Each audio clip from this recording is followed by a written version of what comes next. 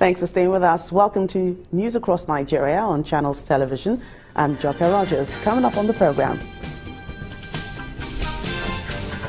Presidential Committee on Northeast Initiative seeks more funding to tackle humanitarian crisis in the region.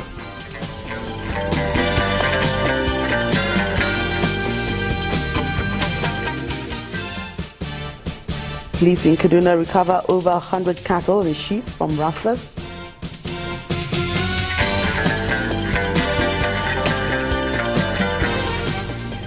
And the Benue State Governor gives a 72-hour ultimatum to community leaders to provide perpetrators of the Agatu crisis.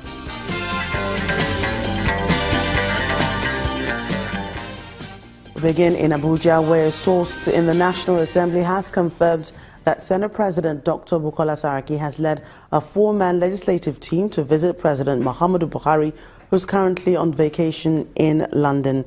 The team includes the Speaker of the House of Representatives, Yakubu Dogara, Deputy Speaker Lasun Yusuf, and Senate Leader Ahmed Lawan.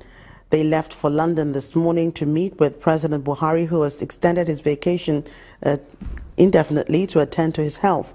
President Buhari had written to the National Assembly on February 5th, informing of his desire to extend his leave in order to complete and receive the series of tests ordered by his doctors in the United Kingdom. More displaced persons have joined the internally displaced people's camp in Bama local government area of Borno State.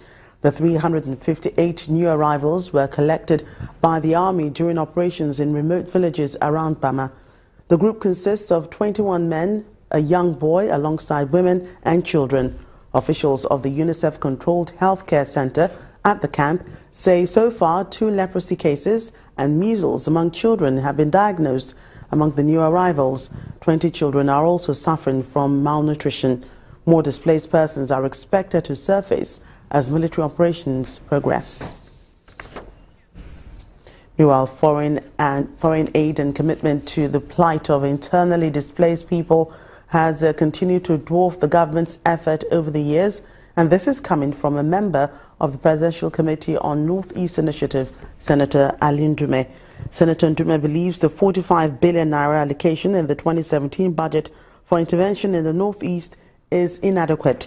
He appealed to the federal government to take the lead in catering to the needs of the IDPs or match what the international donor agencies are doing. Contribution of the international community and its commitment to the humanitarian crisis we have in the Northeast is more than that of the government. And we are now calling on the government using this video to at least take the lead or match what the international community is doing.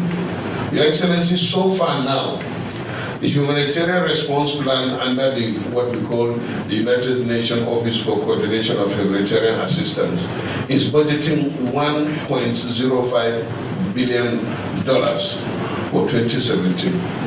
If you turn that into naira, it translates into over 300 billion naira. So we want to use this opportunity to also ask the Borno State government to join us, members of the National Assembly, that are crying out to the government and to the leadership of the National Assembly to increase the budget for the intervention in the Northeast. 161 Nigerians stranded in Libya have voluntarily returned to the country. The returnees arrived aboard an Airbus 329 with majority of them female and about 18 infants and other children.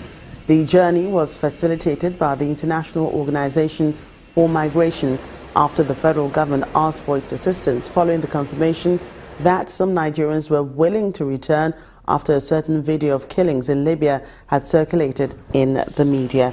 The National Emergency Management Agency said the returnees will be resettled with the help of the various state governments. The conditions in Libya are not the best at the moment, and therefore its voluntary return is still a dignified way of coming back to the country. For 20% of them, they will be entitled to some small integration assistance, basically to try help them back on their feet. The one with medical cases for their medical bills, the one with kids to help them get their kids back to school, and the most vulnerable women at least to be able to start up some small businesses.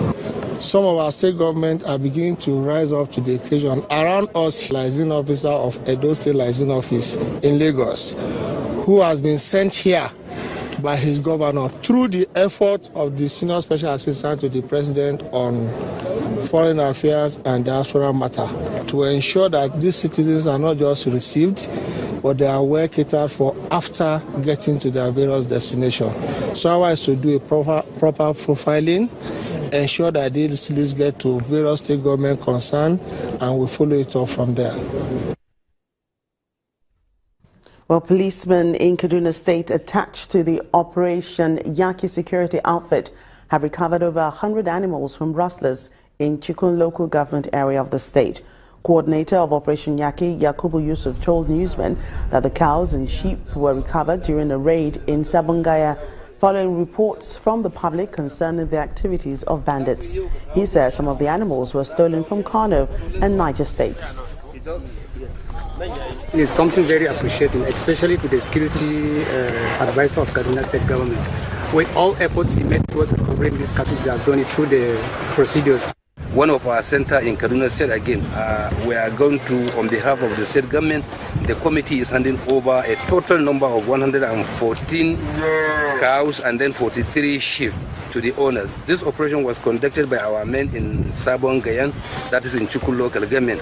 And it would also interest you to know, most of the owners of this animal, most of them are not even from Kaduna State. Some are from Kano, some are from Niger State, our neighboring state. So this fighting, we are not only doing it for Kaduna State, we are doing it including our neighbors, we are assisting them. We didn't have any challenges. As you know, we are always good to go.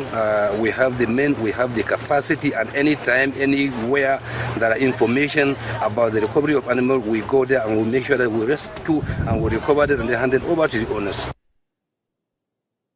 Well, following the recovery of a large cache of arms in Agatu local government area of Benue State, Governor Samuel Ortom has given the community leaders in the area 72 hours to produce the youths responsible for the violence that led to the death of a soldier.